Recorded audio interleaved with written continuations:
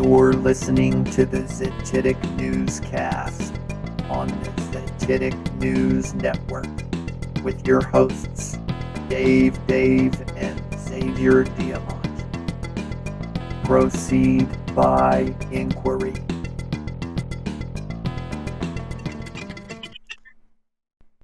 Corona! Corona, are you scared, bro? Are you scared? It's March 17th, 2020. We're your hosts, DaveDave and Xavier Diamant with the Zetitic Newscast. This is an emergency remote Zetitic Newscast. We normally do these things in person. Honestly, the reason I did it this way is because the audio setup is working right now, and if it ain't broke, don't fix it. And it is expeditious to get a bunch of people on. Hopefully we will have our friend Orthogonal Reptilian joining in at some point during this discussion. But man, so many mega singularities converging in what has to be, this is my opinion, one of the dumbest false flags ever. But I mean, they are pumping it so hard, and there's just so many different aspects to get into, but I thought to lighten the mood and really kick it off, we just play this real brief clip from The Simpsons. Actually, it was made around the Zika virus scare, which I think was on another election year, funny enough. But, you know, The Simpsons are known for their predictive programming and supposedly predicting the future. Really apropos right now with the coronavirus pandemic, all-in strategy for desperate governments worldwide wanting tyranny, right? Yeah. I'd like to call to order this secret conclave of America's media empires. We're here to come up with the next phony baloney crisis to put Americans back where they belong, in dark rooms glued to their televisions, too terrified to skip the commercials. Well, I think... NBC, you are here to listen and not speak. I think we should go with a good old-fashioned public health scare. Yeah. A new disease. No one's immune. It's like the summer of the shark, except instead of a shark, it's an epidemic. And instead of summer, it's all the time. Now, I hate to be the guy who derails what everybody else loves. He loves being that guy. But, Janice, we do have standards. This can't be a made-up disease. The only moral thing to do is release a deadly virus into the general public. We do have something we've been holding on to, but it hasn't been tested. Get over here, NBC. Well, we certainly believe in testing, but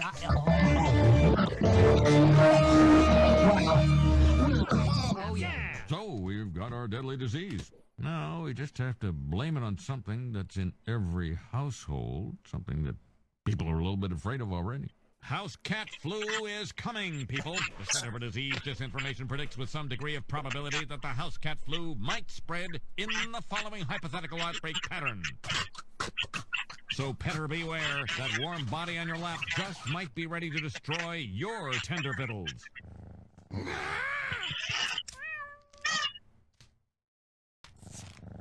Springfielders are advised to stay tuned for more information if they experience any of the following symptoms: mild thirst, occasional hunger, tiredness at night.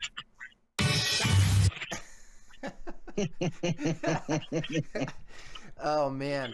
Okay, so you wrote this article, Xavier, for Zetitic News. I thought that the headline, almost you could just leave it at that, you know? But the article was great, right? The headline was brilliant. It's Coronation Virus, Medical Martial Law Power Grab Crowned as the All-In Strategy by Desperate Governments Wanting Worldwide Tyranny. And I alluded to that in my preface to that clip. I mean, everybody has to recognize this now. We're closing up shops. You can't go to the bar. We're about to have travel restrictions. Work from home if you can. And, you know, what's really interesting to me is that many of these government heads are coming out and saying, this is just guidance. No penalty. No penalty other than your grandfather's going to die if you don't do as we say. And it's like, is that a veiled threat? You bet it is. It's a they're not showing their full hand yet, but they sure are liking to flex their bicep here, and it's really something. I think that what you alluded to before, I mean, with the Simpsons clip, I mean, I don't know anyone who has this thing. I mean, if you look at the numbers, it's a pretty minute sliver compared to what people are used to this time of year anyway, which is a dare I say, common cold and some seasonal. The expansion of guilt by association in these times are staggering.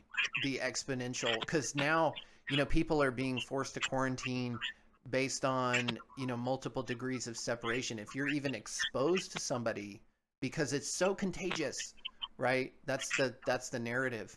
It's so contagious that you will be a carrier, and so you know, that's the whole auspice of this this total country lockdown. But you know, so many other things have happened internationally in response to this. Like, for example, Italy is suspending mortgage payments, ostensibly to help the Italian citizens deal with the spread of the disease. But is that really why they suspended mortgage payments, or is there something more to this than just a infectious disease?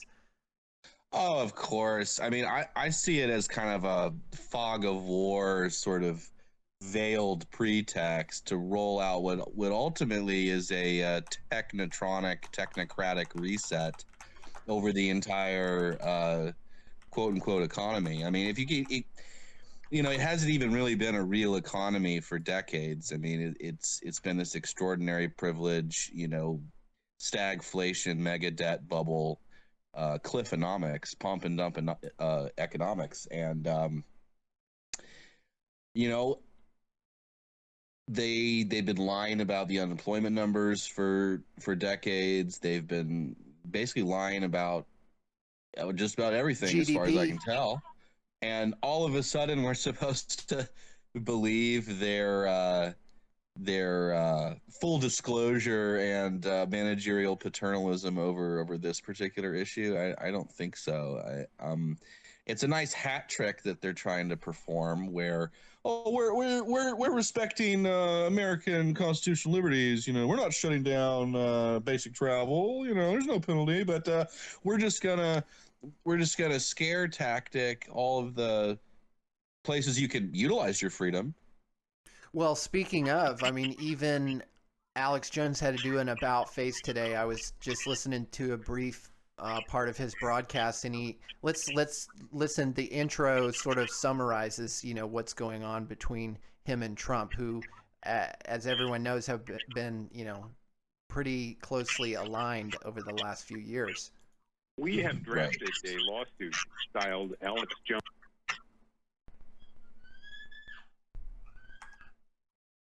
versus Donald Trump et al., naming a number of Trump.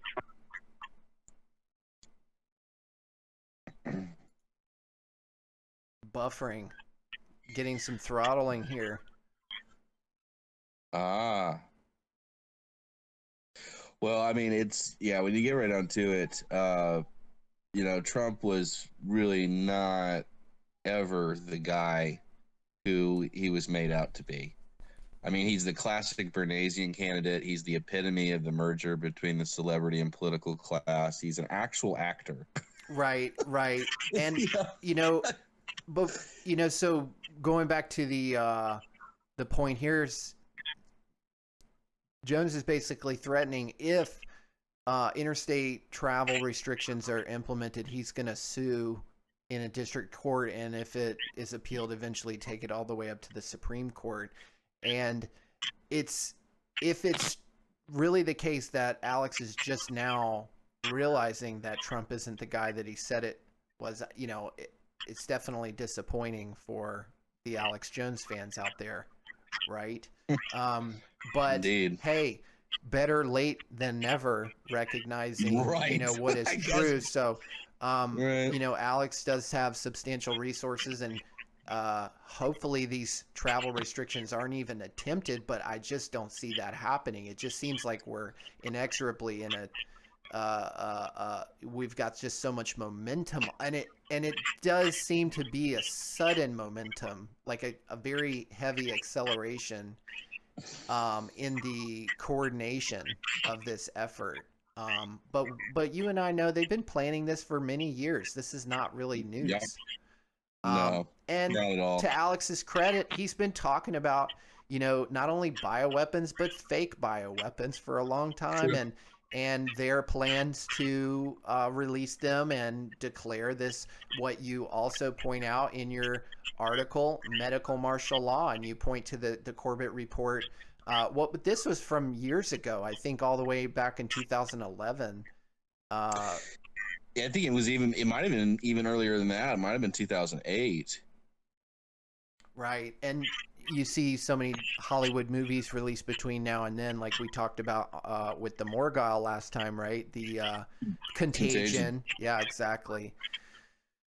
So, and then also this the scripting is Netflix so predictable. Series called Pandemic, like released like as this whole thing is being rolled out, like stay in your homes and look at this fictionalized account of what you're going to turn on the news and see as the supposed real account. I mean, it's crazy recursive psychological control, and it's extremely widespread. And it's, where do you think our tax dollars have been going to? DARPA and the CDC? Like, what do they have to do all day except war game these type of scenarios? And it was just a matter of time before, a certain event pattern that they saw as being manageable enough went live.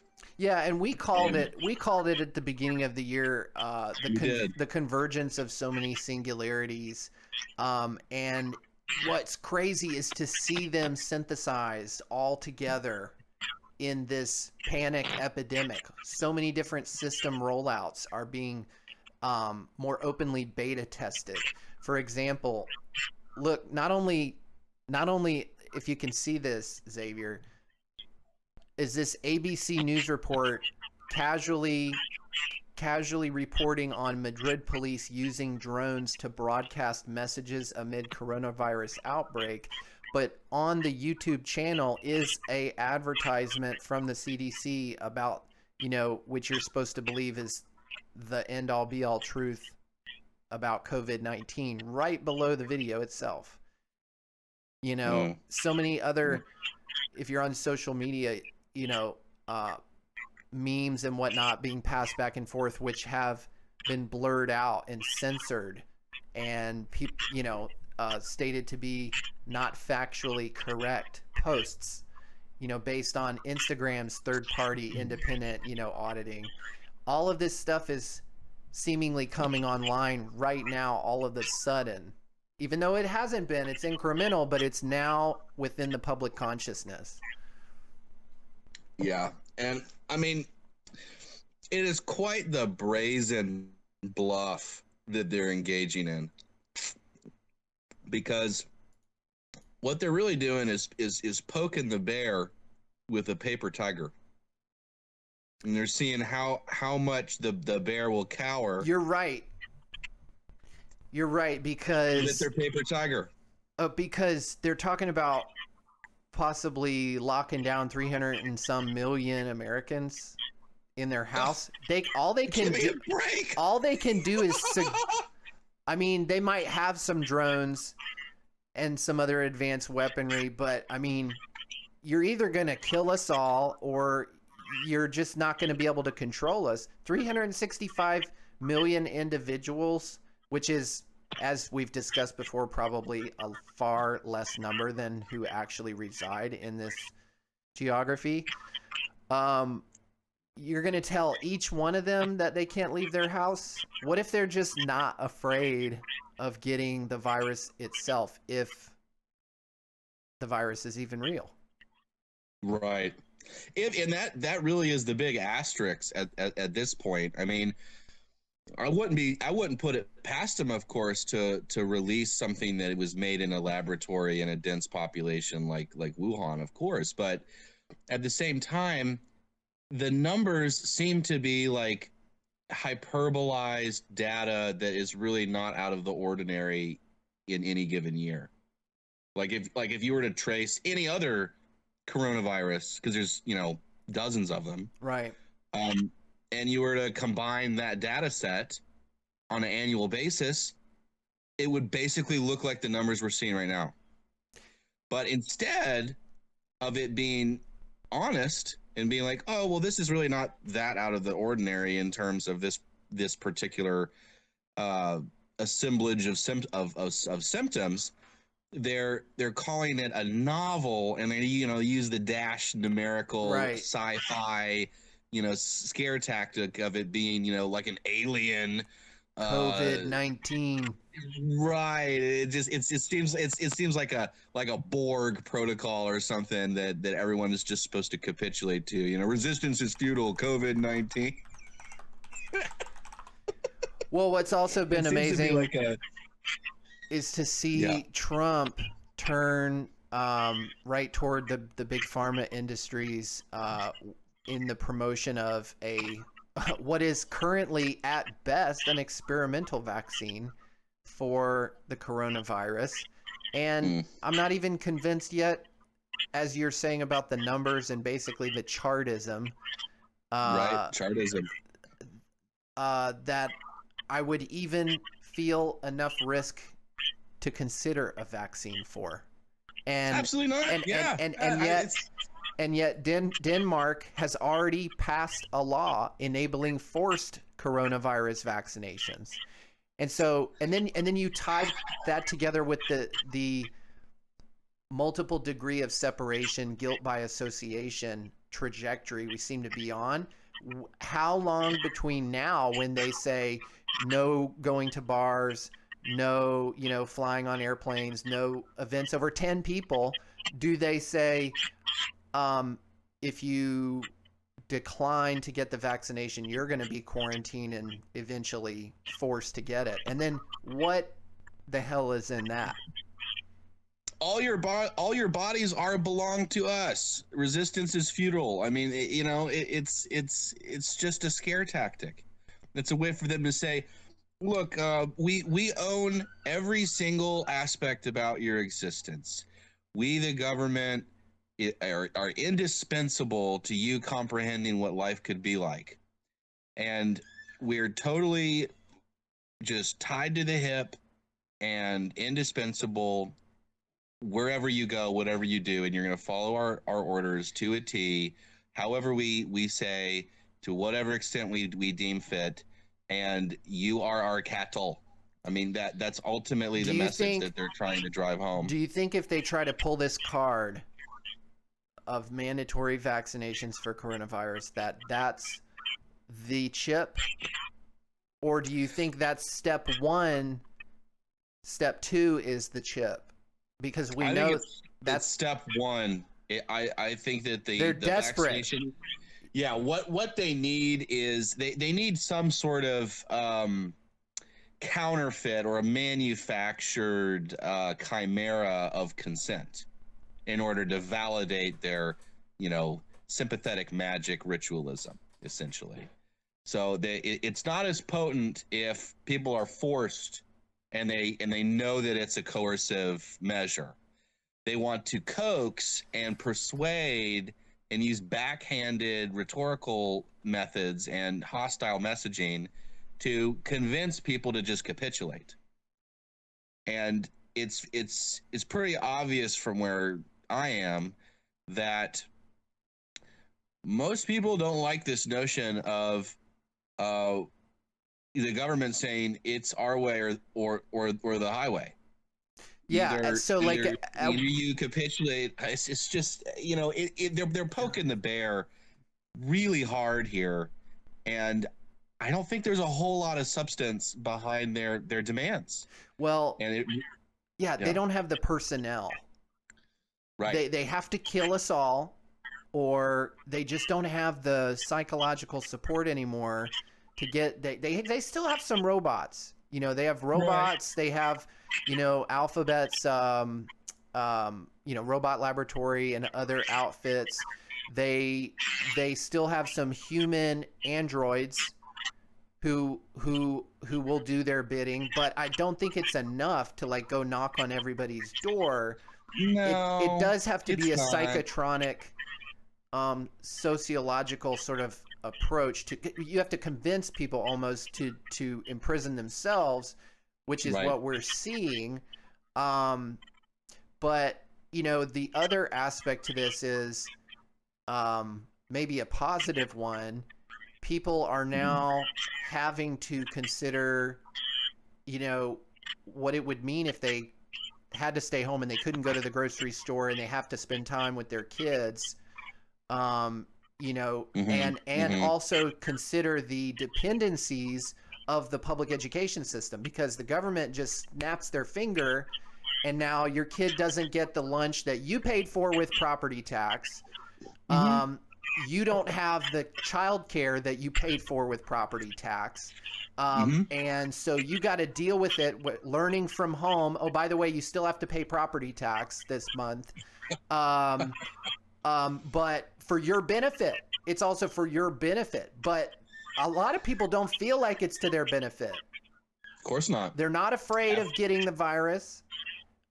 Sufficient to sacrifice the child care they were getting through public schools. But now that they've basically turned the spigot off of public schooling, for some it's 2 weeks, some it's 3, 4, I've heard as high as 6 right now.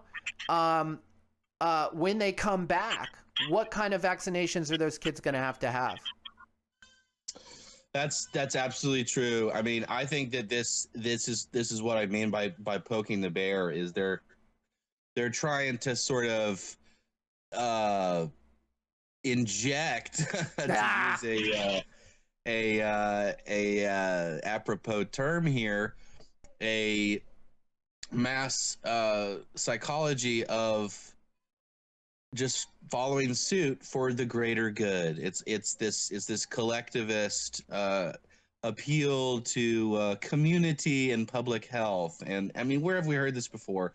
These are the same you know, flowery sounding terms that have been rolled out before time and time again, with demonstrably toxic measures like fluoridation and you know, the list is basically infinite. I mean, we've had so many episodes detailing all these different scientismic boondoggles that I mean, the list goes on and on. Yeah. And this seems like they're adding to it, and they're trying to ramp up the intensity by which people are supposed to just follow suit. And you know, I think for like people of faith, it's got to be a pretty hard thing, because there's all of these scriptures, you know, telling them to, you know, see the world's authorities as, you know, put there by their God, and we can't, you know, rebel, and you know, that's the way of the devil, and we have to work with people around us, and there's people in government too, and these kind of things. But at the end of the day, if what they're suggesting is far more demonic than resisting them, then there has to be some sort of divine calling to resist the measures that they're trying to implement. And I think that is something that will be heavily censored and heavily discouraged going forward. Because, I mean, there's plenty of divine mandates to protect the sick and protect the young and protect the poor. And I don't see forced vaccination and, you know, mandatory quarantines and stuff as doing any of that.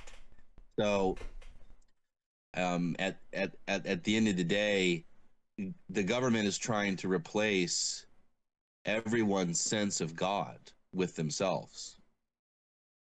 And it seems pretty apparent to me we're going to manage all of the problems that are happening now And don't you worry, we'll all get through this together, and if we all work together really well, then this will blow over. I mean, Trump in his press conference yesterday, he was like, if we don't do as good of a job, there's going to be a harder way that we're going to have to go through.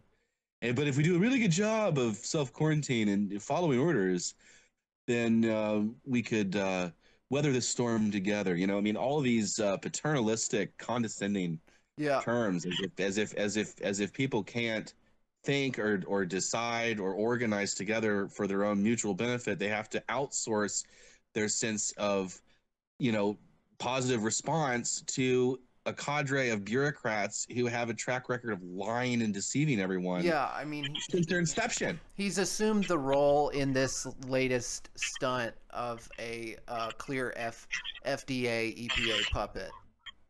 Oh, 100%.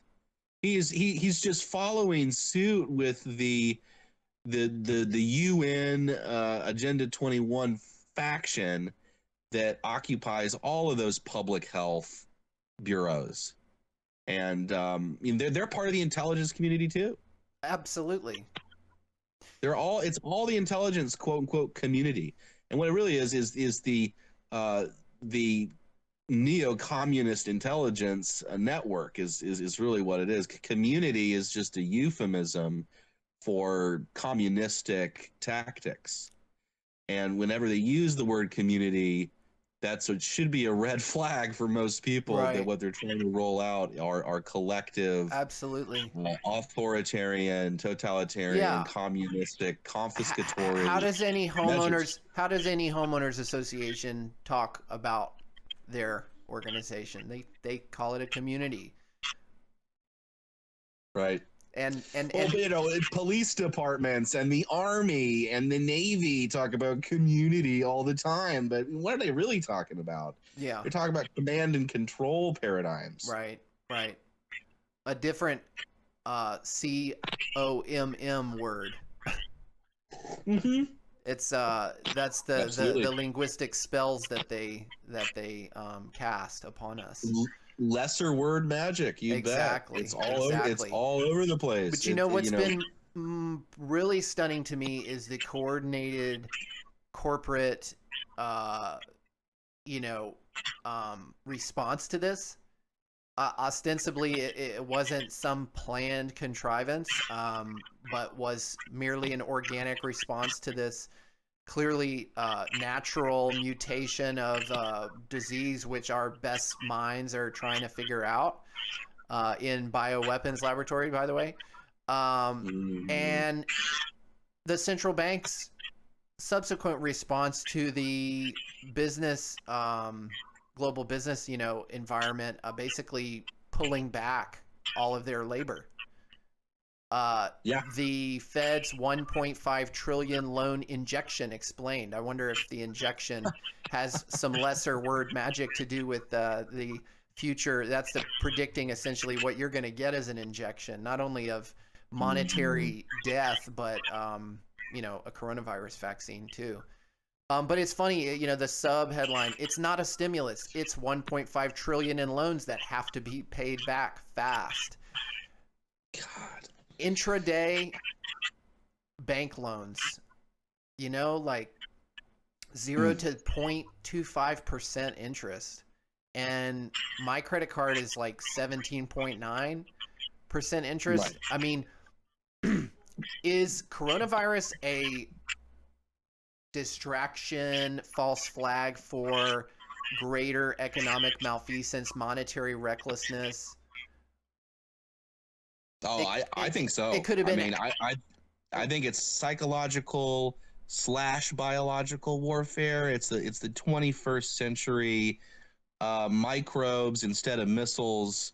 A technocratic strategy. On Thursday, March 12th, the Federal Reserve Bank of New York announced that it would offer $1.5 trillion in short-term loans to banks to address, quote, highly unusual disruptions in Treasury financing markets associated with the coronavirus outbreak.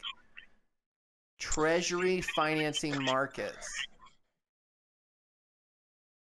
To me, that just sounds like a derivatives bubble pop. When you have a bunch of markets decline by such a dramatic percentage across so many different indices and the price of oil and so on, yeah, that's called your tier one capital for the banks, and it's basically been, you know, they were already insolvent before. That's right. It was already overinflated. The bubble was overinflated, and we needed that bubble to pop to begin with. But they're not going to blame the popping of it on what it really is. They're just going to blame it on the coronavirus. Oh, all these businesses just shut down. All the bars shut down and the restaurants shut down. No wonder the banks went under. So that's why we provide this 1.5 trillion in loans that need to be paid back by who? By who? Right. And it seems like yet another heist. I mean, this certainly is going to dwarf the 2008 heist. But I mean, just if you look at the graph, the rapidity with which things have descended is it would be like a balance sheet where a massive robbery took place. Like the way that the graph looks, it looks like, oh, well, we're just humming along, and then all of a sudden there's $7 trillion stolen out of the world economy. Right. That's why they said here we are. This is a heist. Unusual. It's just some anomaly that happened in some computer in the basement of the Treasury. And so, yeah, we're just, and they say the Federal Reserve Bank of New York. If people would just ask themselves who that is, who is the Fed, and what does that look like? Does that look like some people that you can't even like email, like hitting some buttons on a computer, and then all of a sudden 1.5 trillion in loans? This is just unbelievable. It's funny money monopolism, trying to rob future generations, that's where actually the real wealth is. And I mean, how do bank robbers, take money from a bank? You see all these depictions in Hollywood movies. They roll in with their masks on, and they give orders, and everyone just capitulates, and they still end up killing people inevitably, and they make off with the money. I mean, how is this any different, just on a ridiculously larger scale? And instead of wearing, president masks or Joker masks, they're wearing surgical masks. They're wearing doctor masks. Right. It's still a masquerade. Like it's being displayed out in the open. H.G. Wells, open conspiracy style. We are robbing the world economy right now, but it's because there's a virus and we've got, white masks on. So you just have to believe us because the new medical establishment is the new priesthood, and just capitulate and just believe us. And we have your best interest at heart. Believe us, even though we're taking away your jobs and your travel and your transportation and your sense of security going forward, unless you, of course, do what we say. I mean, like, how many people are thinking this way now? Yeah, 10 million, 20 million, 30 million, 50 million. I mean, they're poking the bear really hard with this paper tiger. And I think they're overplaying their hand hard. And I think there could be a massive backlash that they are not anticipating. Well, that's what I think we should go with, because we've already, our resistance is way overdue anyways. And I do think it's a confidence game.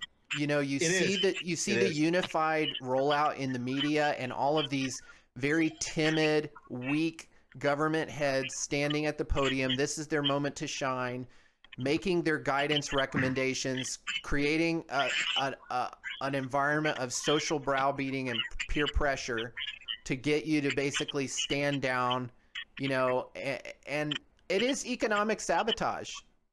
100%. And I mean, by the way, we've been joined by a friend of the show, contributor, humanoid reptilian, orthogonal reptilian,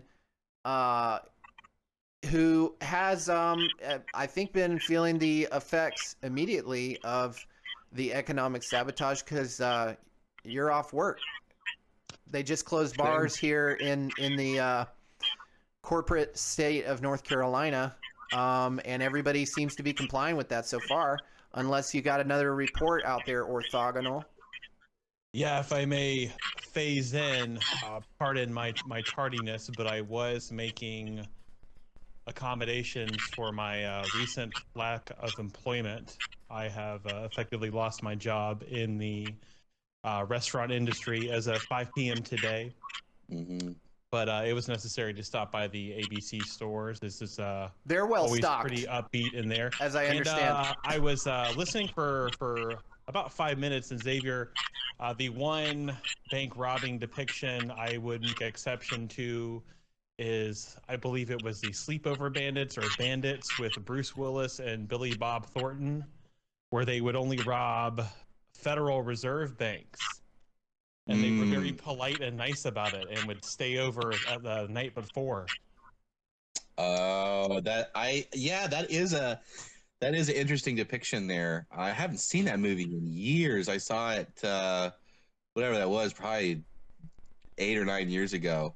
But that is really an interesting depiction. You're right. But yeah, go with that one. Was Julia Roberts also in that film? I think so. Was she they were both fighting over a woman? Yeah, of course. Of course.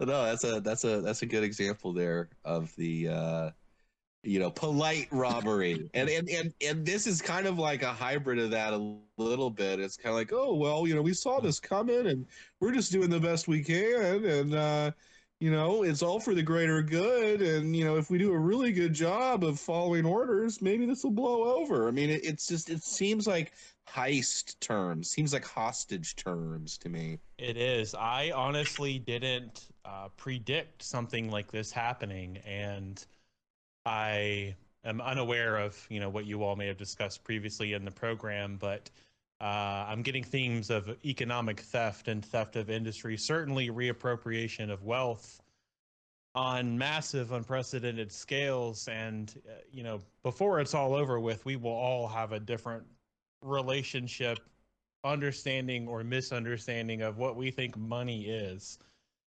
Because, this is the vehicle of quantitative easing 5 or 6 or whatever they decide to happen upon.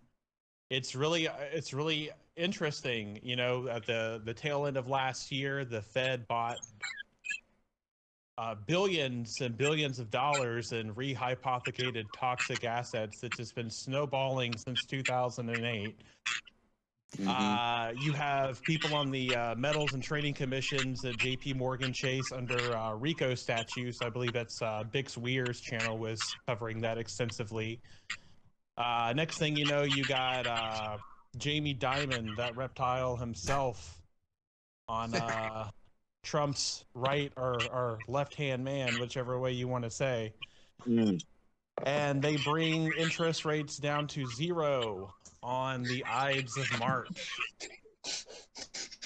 and they remove the reserve requirements from bank. It's no longer required for me to have federally insured deposits. Yeah, so 1.5 trillion in short-term loans is twice as much as the TARP bailouts of 2008. So it is, like I said, this is the vehicle for the liquidation of the debt. Well, and we touched on this. I mean, this is almost like our episodes, like literally panning out in like super sped up time frame. I mean, it's wow, because we were just talking about this just a few months ago. Right. Yeah. Orthogonal, earlier we talked about, there are some positive attributes in that, people are having to consider or reconsider their relationship with the state and their dependencies on it, and what kind of heistism it really is to, I've heard some of my coworkers, their kids are now, at home for 6 weeks, and possibly indefinitely till August, some people are saying. And I'm like, so your kids were previous to this gone, 6 hours a day? And they're like, yeah, like we don't know what to do. Because I can work from home, but my wife can't. And if she's not, she'll definitely be here to help, and we're just going to have to figure it out. But, that's what the government can do now. They just snap their fingers and basically, talk about leverage for trying to get you to capitulate to something. What are the kids going to? What is going to be required of them when school at some point opens back up? Are they going to have the new coronavirus that Trump was promoting? It just seems like a massively coordinated global effort to get people not only scared shitless but more compliant than ever. Absolutely. And and don't get me wrong, it's a convincing paper tiger. They've been using this war game scenario and this medical martial law option and researching it meticulously probably since the Rand Corporation days. Right. The 1970s. That's why this is so predictable. Yeah. And who knows? It with all of the research coming out about Antiquitech and suppressed histories and technological suppression. The 1918 Spanish flu, that happened right around the same time as the electrical grid being rolled out, which is very interesting in tandem of this mass cellular society that we have today now, and that the sophisticated, nearly millimeter wave type technology being broadcast from these towers, and now this particular virus. Maybe this is a reset style strategy that's been employed before in response to a mass public awakening to the crimes of the rulers.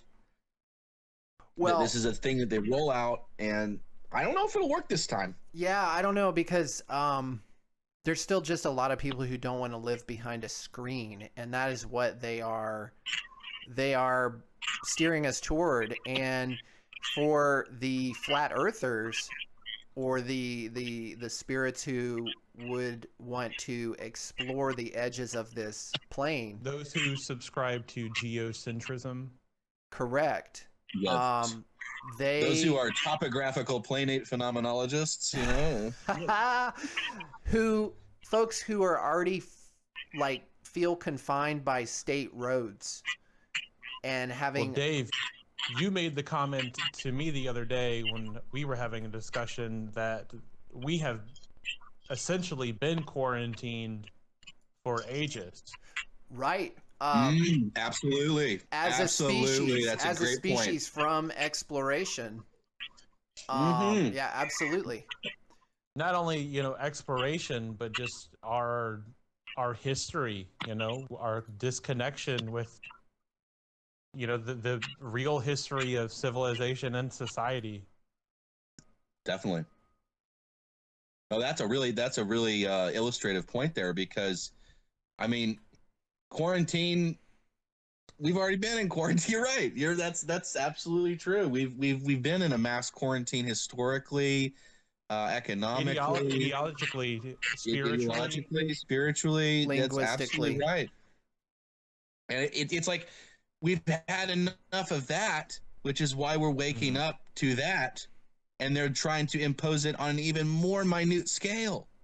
And it's like, we see the game that they're playing now. They want to control every aspect of our lives, including our thoughts and our travel. Yeah. Down to the neighborhood in which we are. It's just like, man, it's a vicious looking paper tiger, but I don't think I think they're overplaying. And I think they're really pushing this mass awakening that's been happening since about 2010. And it's been the past 10 years. Part of their methodology, as you gentlemen know, has been compartmentalization, not only of the the public from the ruling class, but even within their own ranks, they have to compartmentalize different aspects of their operation in order to keep a servant population to the various goals that are set out. And that means that a lot of them will have to believe in the coronavirus and the medical martial law narrative in order to try and carry out the orders. And at a certain point, right, like you're saying, you poke the bear too hard, the bear wakes up. And if people are sequestered in their house on a mass scale, then the people who are having to continue to basically stand over the public, at a certain point they're gonna want to stay home too, and they're not going to there's not going to be anything for them to police.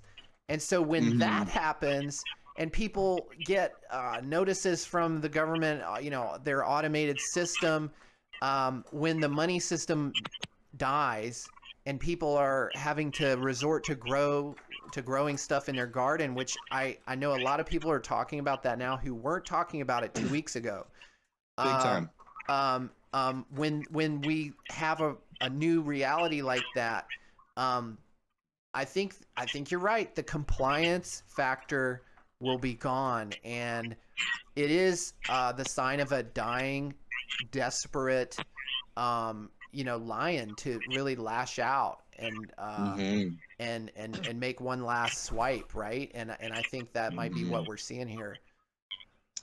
Yeah, I think it is a sort of death throw in a way. It's their sort of ace up their sleeve, and they've been using DARPA resources and corporate resources and everything to game the scenarios and the probable outcomes, and they do have a sort of nationwide electronic Stasi system through all of the surveillanceification and social engineering with the screens and everything.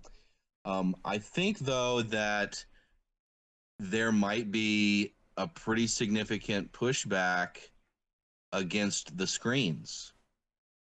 I mean, maybe people, I'm sure there's going to be plenty of people who feel like the phone and just screen life in general is just indispensable to their existence. And in a way, they've kind of made it that way by design economically. But at the same time, it also illustrates the fragility of that strategy, that the only way that they can reinforce compliance is by this ongoing capitulation to the Skinnerian screen and the behavioral schematics and the predictable dynamics that are built into that whole paradigm. And the more people revolt against the screen life paradigm, I think more variables come into play that they do not know how to control, and they will probably back off. I agree, and I think that when people are contending with the anxiety of which creature comforts they're going to sacrifice first, I think it's going to be an easy choice for a lot of us. And it's interesting now, if you look at, of course, the lack of toilet paper and the toilet paper crisis. If I were to exist in a world rendered where there was no toilet paper on the shelf, the reality of the situation and the other anxieties that I would have to contend with would be all encompassing. I would easily sacrifice the creature comfort that is wiping my ass because I would have better things to worry about. And that's the truth of the matter. But I do agree with you, Xavier, that I think the state is underestimating its quote unquote citizenry. But at the same time, we can't underestimate people because, right? I mean, we're talking. They closed the public school system, and no, I mean they understand the probability matrices in which they've hyper domesticated the population. They've acclimated them to these centralized supply chains easy convenience, not really having to think that much about day-to-day needs. They understand by design that there's certain probabilities for capitulation in their favor. And that's why they're rolling it out. That's why they're going live with it. And that's the whole group psychology, PR, industry element in play here. And it really is the Bernaysian paradigm trying to flex its muscles as intimidatingly as possible, to maintain its pertinence in people's lives. Yeah, on that note, I was talking to my wife about preparation, right? And I'm one of those crazy people who were crazy, a month ago, but not so crazy now, having some extra supplies, not necessarily for a pandemic, but because we're simply in a hurricane path. I've lived through some power outages before, and it's just common sense. It was done routinely by our ancestors like a generation ago. And so I'm being tongue in cheek there, but people are thinking about this now. And what's lost my train of thought. Well, I mean, people are staying indoors. They're being called to stay indoors, and then they've got all these VR gadgets that they're getting ready to roll out, and the holographic paradigm. And what a better way to give people a counterfeit existence than just say, oh well, everyone's sick outside and you don't want to associate with your common man, but put this even more aggressive screen life instrument in front of your eyes and just live out the rest of your life. Now I recall. So we were talking about Ready Player One.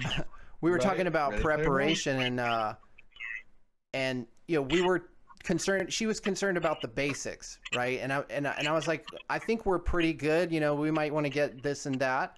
But I'm actually concerned for the long term.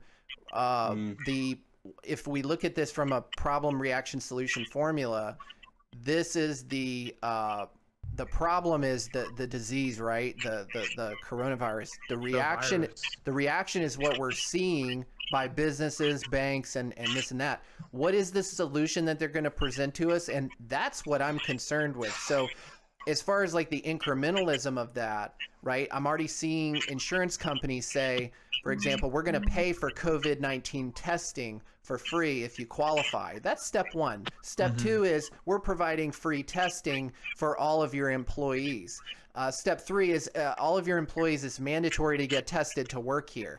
And then step four, what is step 4 and 5? What vaccine or other requirement? Oh, you got to have an updated ID that actually catalogs what vaccines you've had if you want to join this plane. I can see that happening. Very likely there. Yes, and this would only be achieved with the manifestation of the 5G infrastructure. That's right. And that's how you herd the citizenry to the distribution nodes. Yeah, it's just too hard otherwise. You can't do it with paper. Yeah, you need that that fat pipeline for all the data that's going to need to be managed. Right. But like we said earlier, I think that people are going to easily sacrifice these creature comforts, and they're going to be surprised at their own individual and collective resilience. Yeah, and resilience. And our relationship with how we get our food is going to change. And this is something I had predicted and thought about before. I did not think about a scenario of a pandemic. Not that I'm worried about catching the coronavirus. Big deal. It's a flu. Right. But at any rate, I'm more concerned with the desperation of men. Right. And the technological and governmental rollout that they're trying to do here. Because I mean, what was really fascinating to me with this linkage with these telecommunication tower updates is the supposed worst areas where the supposed Borg flu is most common are in those exact areas where it's been rolled out. Right. And in areas where it hasn't been rolled out, it is just as low of a percentage in terms of mortality rate as the flu. Example, Israel. They banned 5G there, and you look at the cases of this supposed new Borg virus, it's about the same rate as the flu in terms of mortality rate. That's very interesting to me. I think that's highlighted in this video, which you included in your article, Xavier, by Wakey Wakey. Yeah. He did a good job breaking down not only all of the synchronicities between the 5G rollout and the quote unquote spread of this disease, but so many other aspects as well, including, you know, the financial aspects, the linguistic aspects, the authoritarian aspects of what they're trying to do. So check out Wakey Wakey. Definitely. Yeah, he's great. I'd love to have him on the show sometime. Same. No, I think he fires on a lot of our same cylinders, and is very much a autonomous, independent-minded guy, and we just need more and more people like that. Yeah, one of the things I thought was cool in the video he pointed out was that the cruise ships where these folks have been quarantined, interestingly, have this new 5G Wi-Fi technology. 100%. You know, so definitely something to think about.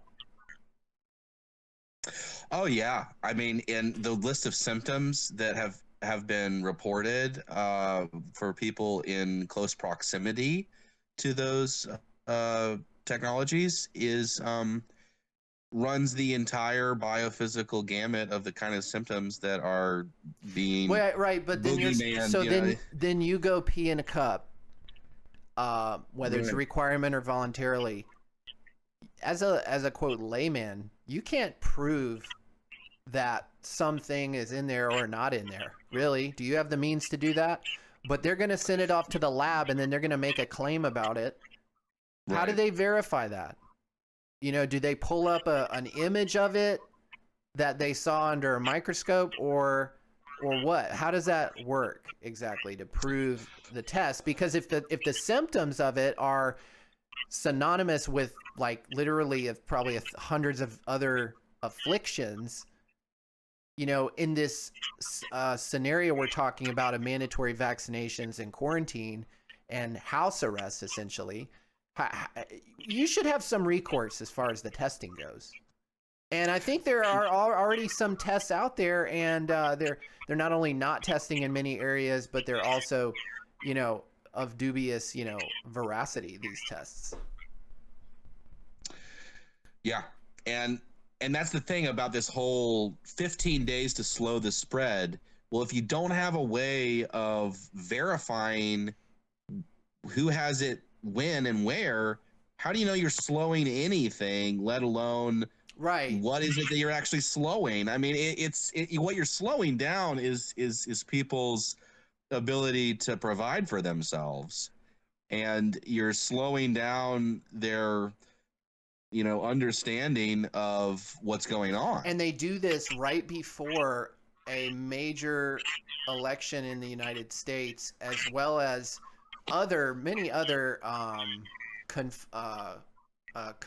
not conflicting, but conflated, you know, sort of political movements in other countries, you know, against repressive regimes. We're seeing this sort of worldwide, you know, movement towards more nationalistic, or what some call populist ideas, at the same time as the ramping up and the exponential, you know, pumping of all this fear-based trauma control methodology. No, that's a great point.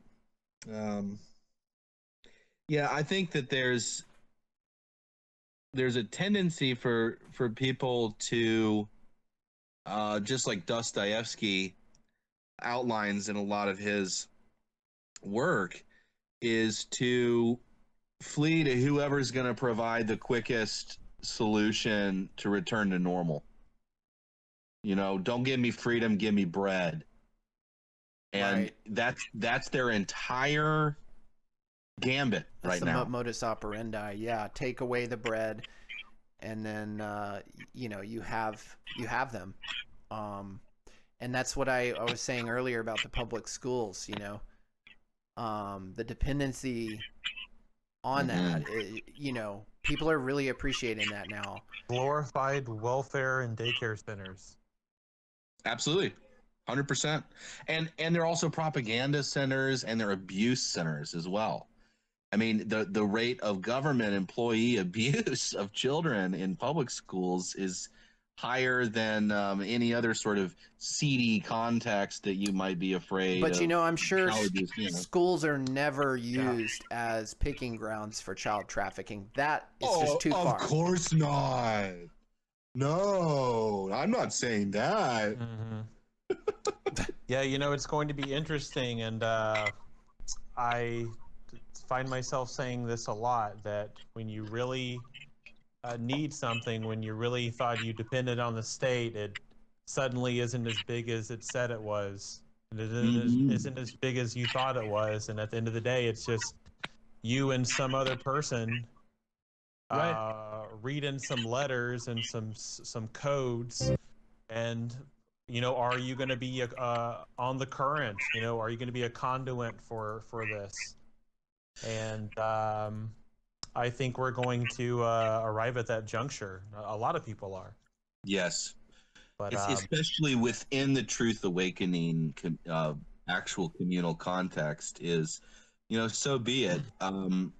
If we were in a more just paradigm, these teleconnective resources that we have today are extremely liberatory, and they really ought to be utilized to connect and collaborate and make new content all over the world. The issue is the trust factor. Like, if this is what the state has to go to try and garner trust amongst the public, why would we consider it prudent to give them any power at all? I mean, there's so many different technologies today that could literally render vast majorities of these bureaucracies obsolete.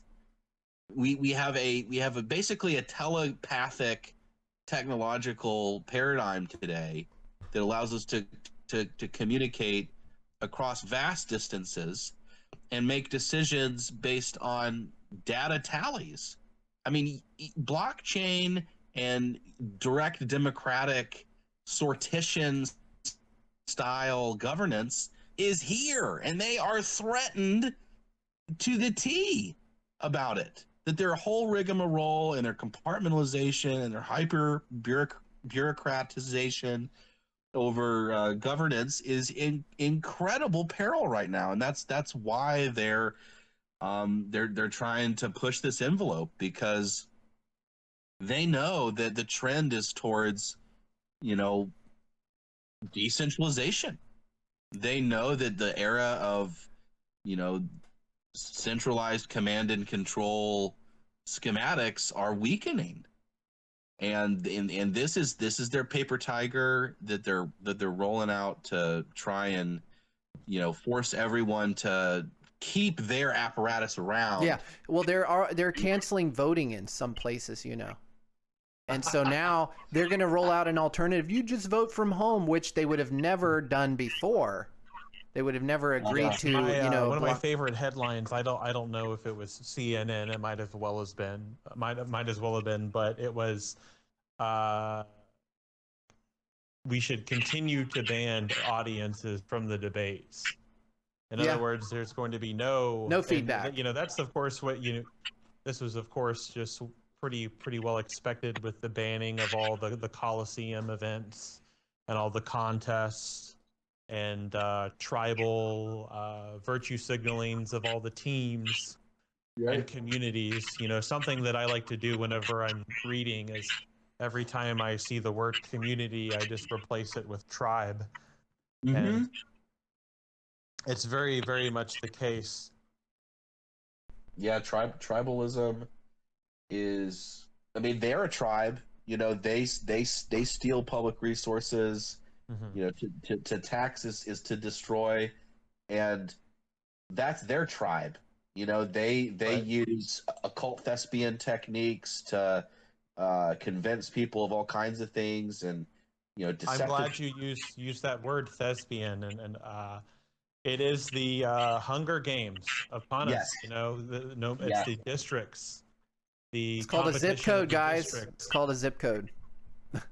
The zip code, yes, and we should eliminate our participation, our ability to participate in the political process. We're just spectators. It's another contest that we watch on our televisions. Yep. Yep. And another fictional TV show, because if you actually just go outside, all of it goes away. You know, I'm not afraid of coronavirus, something even more invisible than terrorism. Right. But you know, we're actually coming up on our time here. Gotta close this one down. We're going to be monitoring the situation, obviously, astutely. Highly recommend you check out Xavier Diamant's latest missive on zetitic.news. Subscribe to us on all the major podcast platforms, on Google Podcasts and Android while you still can. You can also get an RSS feed of our latest posts. And, of course, check us out on YouTube, as well as BitTubers, which mirrors our YouTube. Yeah, thanks for listening. Xavier, Orthogonal Reptilian, any parting comments? I'm looking forward to actually just collaborating more frequently. I mean, this ambiguity window that we're in right now actually could spur on a lot of new creative content and collaborations and outreach. So there's certainly things to keep optimistic about, and you know, it's just keep your head on straight, use common sense, and see this for what it really is. Absolutely. Phasing out.